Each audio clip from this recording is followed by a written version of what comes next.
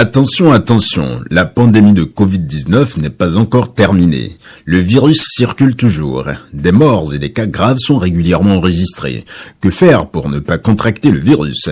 Il faut respecter les gestes barrières, c'est-à-dire porter systématiquement le masque en tout lieu public et dans toutes les situations à risque. Éviter les regroupements.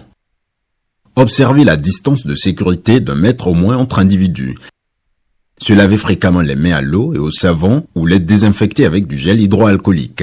Nettoyer régulièrement les surfaces ou objets avec lesquels les mains peuvent être en contact, à savoir table, téléphone portable, poignée de porte, volant ou guidon lorsqu'on n'est pas seul à conduire les véhicules ou que les objets sont manipulés par plusieurs utilisateurs.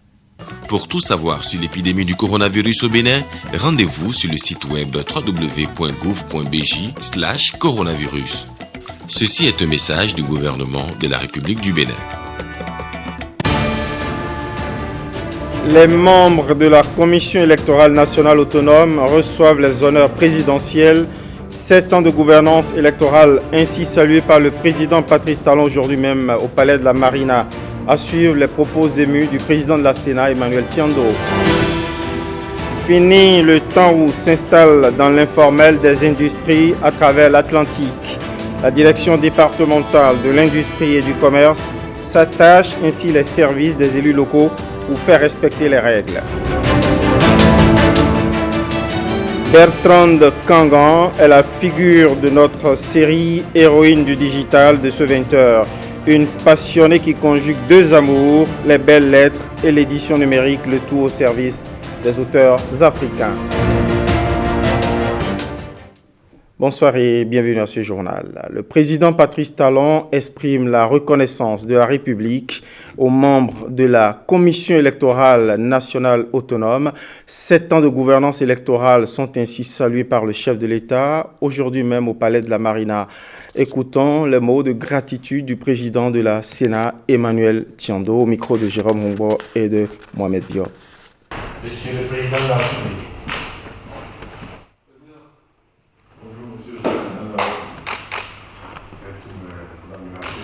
Le président de la République a souhaité nous rencontrer pour nous exprimer la reconnaissance de la nation, la reconnaissance de son gouvernement et de lui-même pour le travail qui a été fait tout au long des 7 ans qu'a duré notre mandat à la Sénat.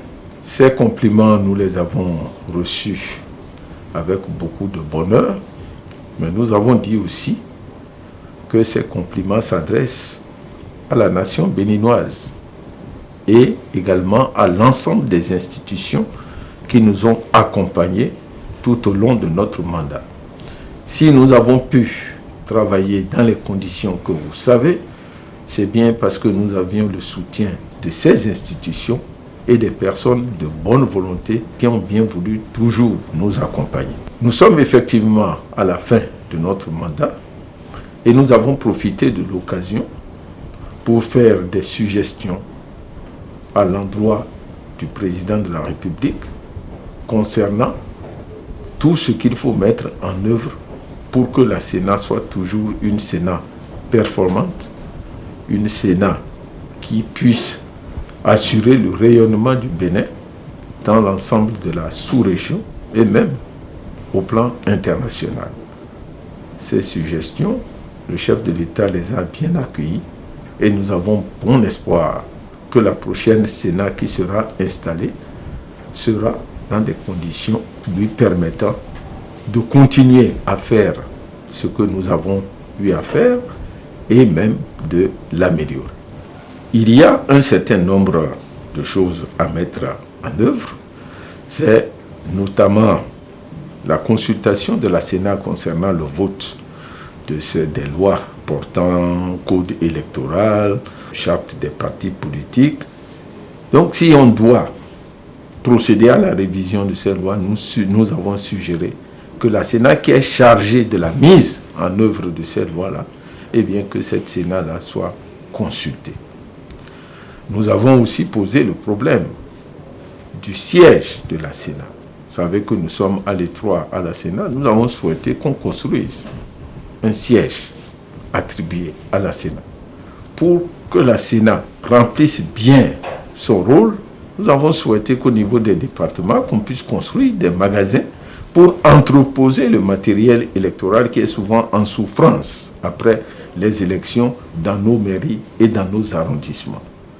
Nous avons aussi préconisé beaucoup d'autres choses dont nous en avons parlé avec le chef de l'État concernant justement les conditions à remplir pour que la Sénat soit toujours de plus en plus performante. Je vous ai souvent dit que nous sommes bloqués par les dispositions du code électoral. Ces dispositions disent que nous devons recevoir les feuilles de compilation, les résultats physiques de l'élection avant de donner les grandes tendances ou de proclamer les résultats.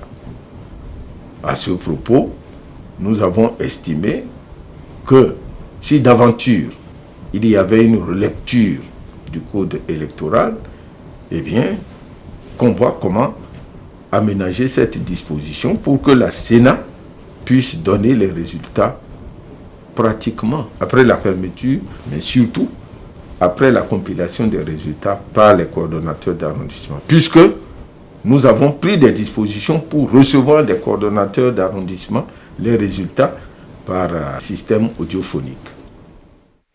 La Sénat, une ingénierie électorale désormais de référence africaine. On parle de reconnaissance cette fois-ci, mais de mérite professionnel dans l'antre de la deuxième institution du Bénin. L'Assemblée nationale se dote d'un nouveau système d'évaluation de son personnel. Les responsables administratifs du Parlement béninois s'y sont visiblement les premiers frottés sous les yeux de Firmin Bassao. L'évaluation du personnel de l'Assemblée nationale ne doit plus être une simple formalité, mais plutôt un outil qui permet désormais de reconnaître aux meilleurs agents parlementaires leurs mérites. Ainsi en a voulu le président de l'Assemblée nationale, Louis Béhounou Vlavonou, qui a initié cette séance d'appropriation des outils d'évaluation et de performance au profit des responsables administratifs de l'Assemblée nationale. Cette réflexion a permis, dans un premier temps, de repréciser les conditions générales d'évaluation et de notation des trois catégories d'agents.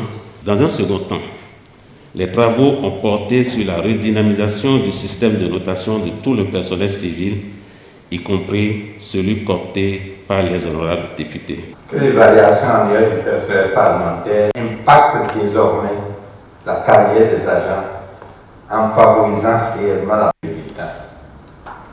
De même, au regard des résultats positifs, l'agent ayant obtenu des témoignages consécutifs de satisfaction du président pourrait bénéficier à l'avenir d'un avancement d'échelon ou de son inscription dans l'un des ordres nationaux.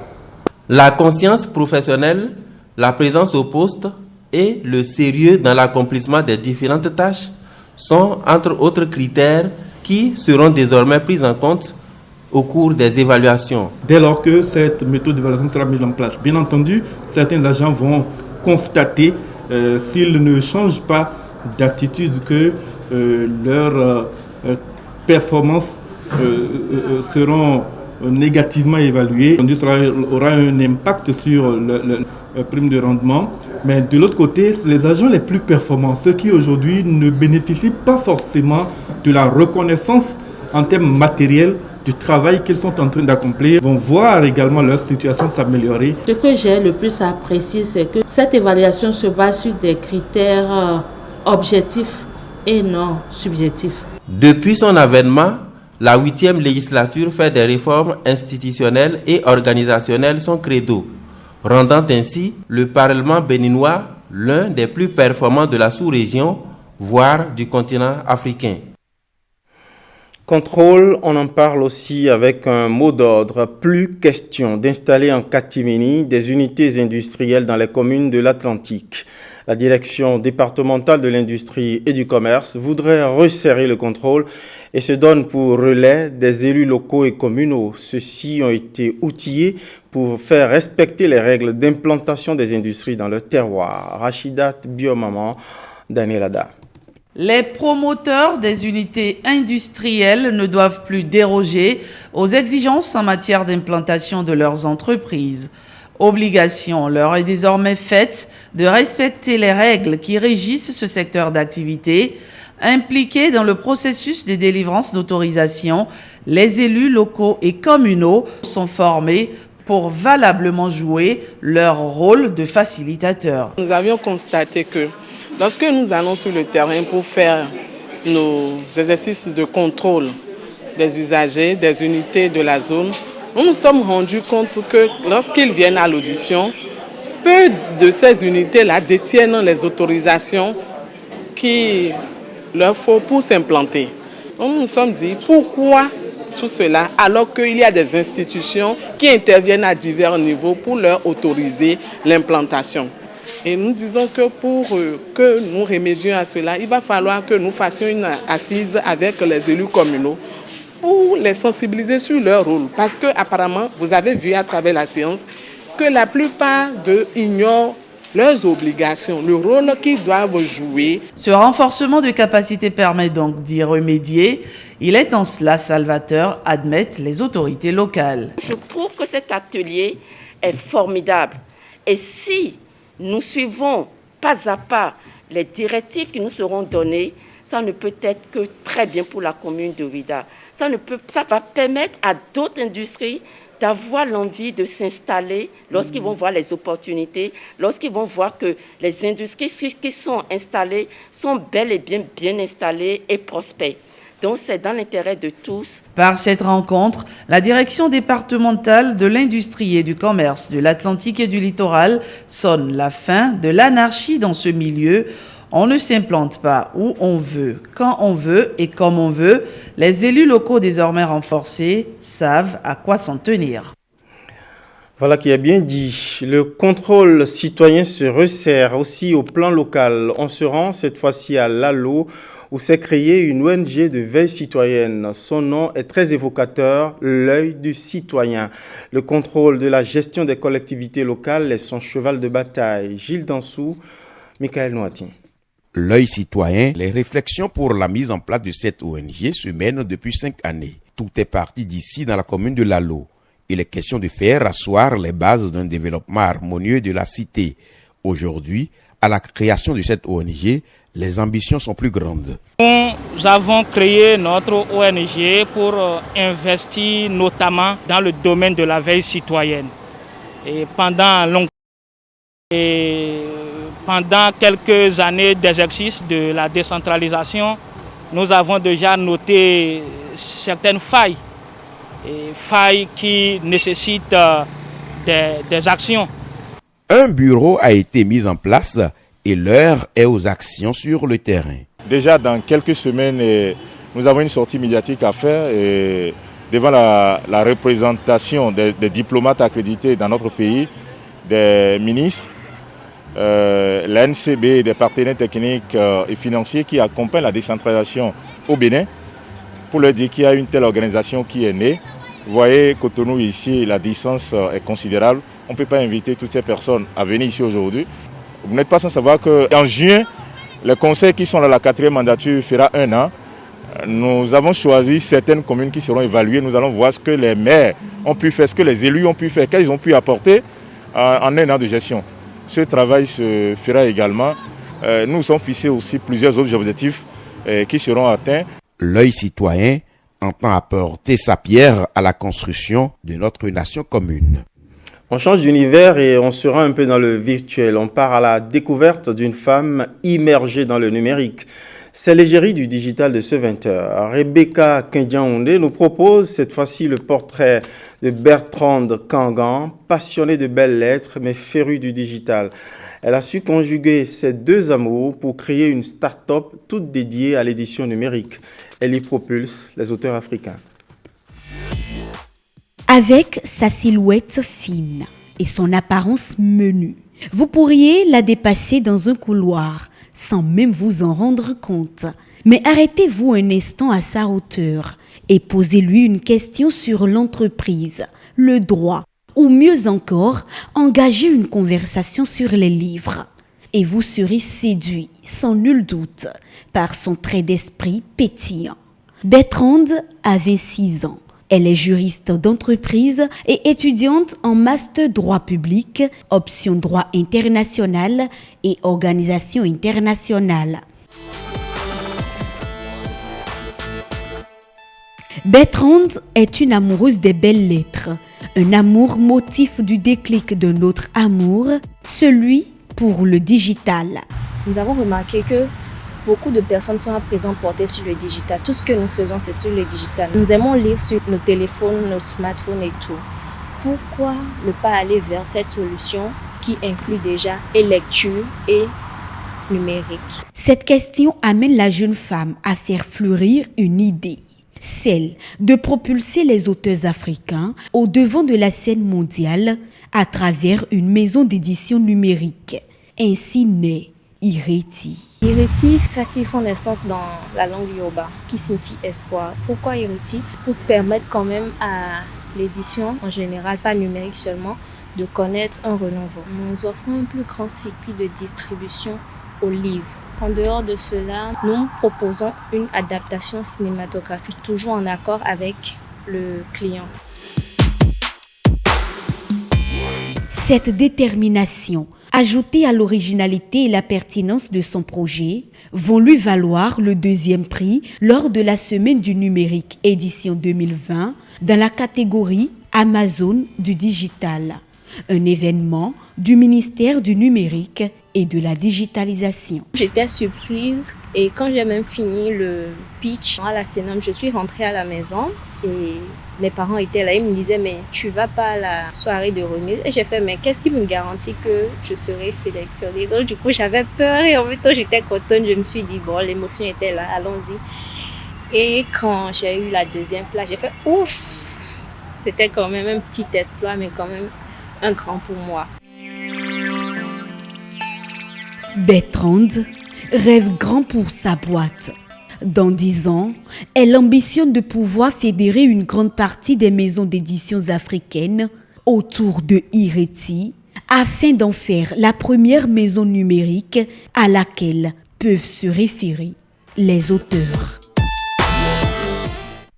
Bon vent à Bertrande. Proclamée par la 38e session de la Conférence générale de l'UNESCO le 5 mai, est décrétée Journée du patrimoine mondial africain. C'est aussi l'occasion pour célébrer le patrimoine culturel et naturel exceptionnel du continent africain. L'année 2021 retient un thème art, culture et patrimoine, levier pour construire l'Afrique. Avec le directeur de l'ensemble artistique national, Patrick Djossou, Florence Bossa et Calvador Arwanou nous offrent ici une immersion patrimoniale. Une danse, une cadence, des chants, des chansons, un art, un artisanat, une culture, un culte, un rythme, des rites. Le Guélédé a été élevé au rang de patrimoine mondial immatériel de l'humanité par l'UNESCO, l'Organisation des Nations Unies pour l'éducation, la science et la culture. En novembre 2015, la 38e session de la Conférence générale de l'UNESCO a choisi chaque 5 mai pour célébrer la Journée du patrimoine mondial africain, un patrimoine culturel et naturel, matériel et immatériel. Au Bénin, on a un spécialiste, seul représentant du continent africain au Conseil exécutif du Conseil international des organisations de festivals. La journée du patrimoine culturel africain permettra aux Africains de prendre conscience de leur patrimoine et de travailler pour que ce patrimoine puisse créer des emplois et enrichir le continent africain. L'Afrique, riche donc de son patrimoine, doit enrichir ses enfants sans se laisser dépouiller par l'Occident. Les Occidentaux, quand ils sont venus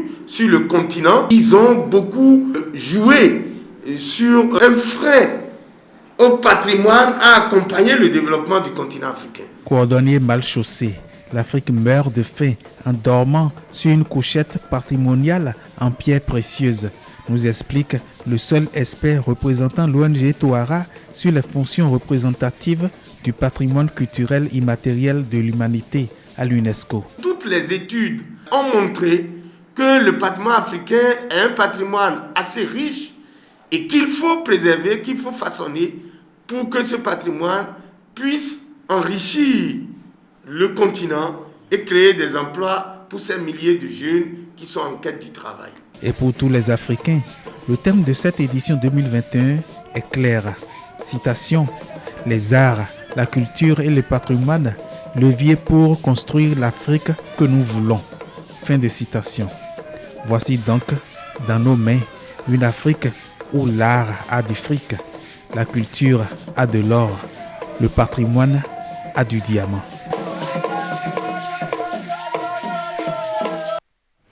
Parlant du patrimoine, au Bénin, il y en a plusieurs qui résistent encore au temps. Dans le lot figurent les noix sacrées de Dahomey. Ces noix existeraient dans le royaume depuis près de 400 ans. À quoi servaient et servent-elles encore? Stanislas Linkpon et Ramatou Lawani, à travers ces noix, nous font un peu remonter le temps. Adji, des noix sacrées de Dahomey.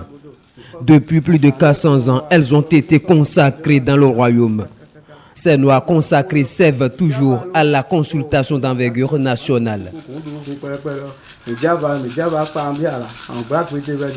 Les noix qui sont ici, c'est les noix du royaume de Dahomey, de Dada Sagbadjo, le roi de Dahomey. Ici, cette génération de prêtres du Fa issus de la lignée royale font encore usage de ces noix, propriété de leur aïeux.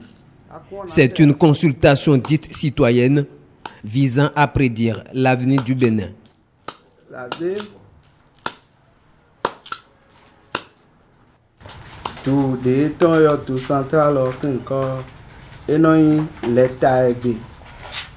Le signe que nous avons trouvé après cette consultation citoyenne est l'Etegbe. On l'appelle aussi l'Etaïgbe. Le Fa est donc favorable à ce pourquoi nous avons fait la consultation.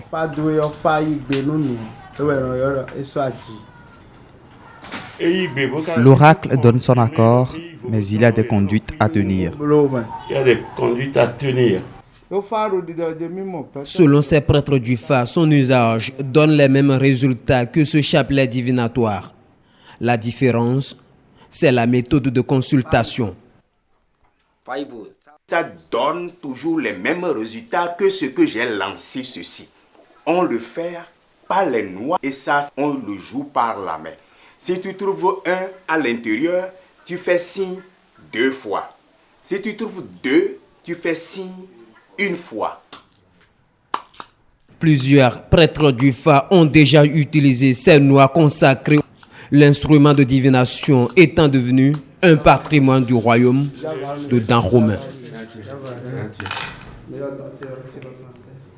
Culture et art vestimentaire à présent. Elle propose des modèles d'habits traditionnels et modernes à partir des tissus locaux qu'elle met en valeur, qu'elle façonne. Christiane Awepon, c'est d'elle qu'il s'agit, a lancé dimanche dernier à Porto Novo la marque Christ Fashion. Brice Rumbo, Guillaume Avi et nous offrent donc ici un moment d'évasion plutôt fashion. Quelque part au quartier Tokota dans le 5e arrondissement de Porto Novo, la marque Christ Fashion lance officiellement sa collection d'habits pour femmes mais aussi pour hommes. Une première dans la capitale du Bénin. L'événement semble avoir le soutien des autorités départementales en charge de la culture. Nous devons travailler ensemble à lutter contre la dépravation des mœurs et à travailler pour que dans notre habillement, nous puissions donc réinventer le Bénin et prouver que nous avons une identité. Avant, j'étais dans l'invisible. Maintenant, j'ai voulu faire ma visibilité au peuple béninois parce qu'on entend souvent parler des marques Christian Dior, Givenchy, mais pourquoi pas aussi la marque Christ Fashion. Se servir de la marque Christ Fashion comme vecteur de la promotion de s'habiller béninois avec une touche d'originalité. C'est quelque chose d'innovant parce que nous avions l'habitude d'avoir des tissus tout faits comme ça, mais là elle met un peu un état de créativité dedans et ça remet le tissu dans une valeur où on ne s'attendait pas. Et là c'est très important, ça embellit également le tissu, ça embellit le modèle. Christiane est en train de révéler la culture béninoise, la culture de Porto Novo au Bénin. Et au-delà du Bénin, le souhait, c'est qu'elle révèle la culture, la mode béninoise au-delà de nos frontières. Christ Fashion propose des modèles en tradi et en moderne. On va faire du sport, un peu de sport dans ce journal et on commence par une application dédiée, AFI Perform. C'est la solution digitale à la gestion des fédérations sportives. Une application dont les fédérations devront désormais s'approprier pour être plus professionnelles dans leur organisation. Et c'est dans l'air du temps de la performance imprimée par la politique nationale du sport au Bénin.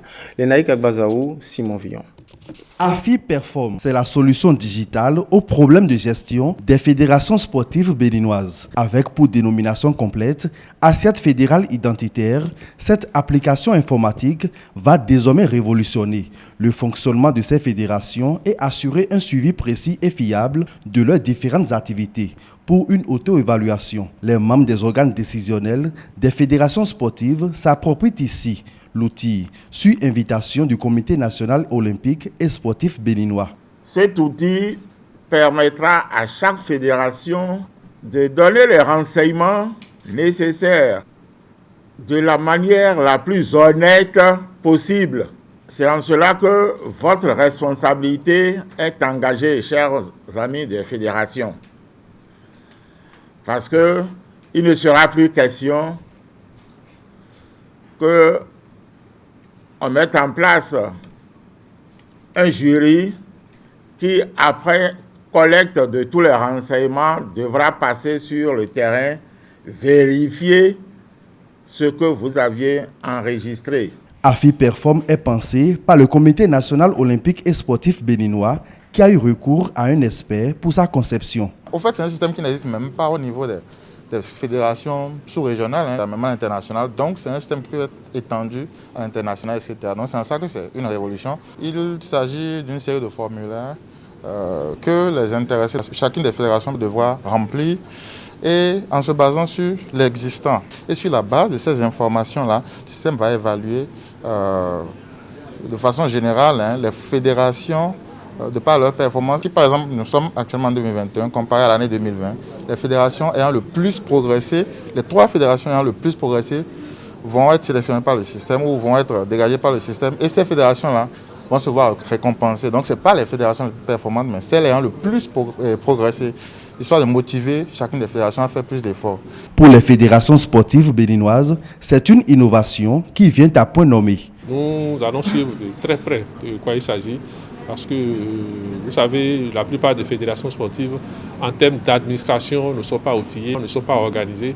Donc il s'agira alors, avec la nouvelle technologie, de pouvoir faire le point. Avec AFI Perform, le système d'administration des fédérations, longtemps resté manuel, sera automatisé pour un management plus moderne, professionnel et efficient. Sport d'Apollon à présent, on y apprend à être plutôt baraqué, bien sculpté au corps. Vous l'avez deviné, il s'agit du bodybuilding et du fitness. Le comité exécutif de la Fédération béninoise de cette discipline sportive a invité la presse pour amener le public à s'y intéresser un peu plus. Et c'était juste après le tout premier championnat national de bodybuilding et de fitness. Blaise Adanko et Bénédicte Possou. À peine née et déjà, la Fédération béninoise de bodybuilding s'active pour organiser son tout premier championnat national. À travers ce championnat, nous voulons montrer au public béninois que ce championnat va leur révéler l'aspect, sinon la dimension esthétique et spectaculaire du sport. Donc c'est pourquoi il faut faire tout possible pour être là, pour suivre ce championnat que nous taxons de majestueux. Le comité exécutif veut faire de ce rendez-vous sportif une fête. Les culturistes pourront s'affronter et dévoiler la puissance de leurs muscles pour gagner des points afin de tenter de repartir avec le titre de champion. Un peu le comportement, non seulement le comportement, et aussi voir un peu comment ces athlètes sont musclés, parce qu'ils seront numérotés suivant un certain nombre de critères. Il y a des poses que nous avons élaborées Le championnat va se voir d'abord organisé en passant par une présélection qui va jouer un rôle de filtre. Donc, à la présélection, il y a au moins 20% des athlètes qui seront recalés et les autres seront éligibles pour la phase finale. Donc, nous vous rassurons que ce championnat serait un championnat de grande facture. Le championnat national de bodybuilding édition 2021 aura lieu le samedi 26 juin à 15h à Cotonou. Voilà, vous avez pris le rendez-vous. Il s'agissait donc d'une annonce d'avant-événement. Merci de nous avoir suivis. Merci à toutes les équipes rédactionnelles et techniques de ce journal. Merci de continuer à nous suivre sur le www.ortb.bj. Bonsoir chez vous.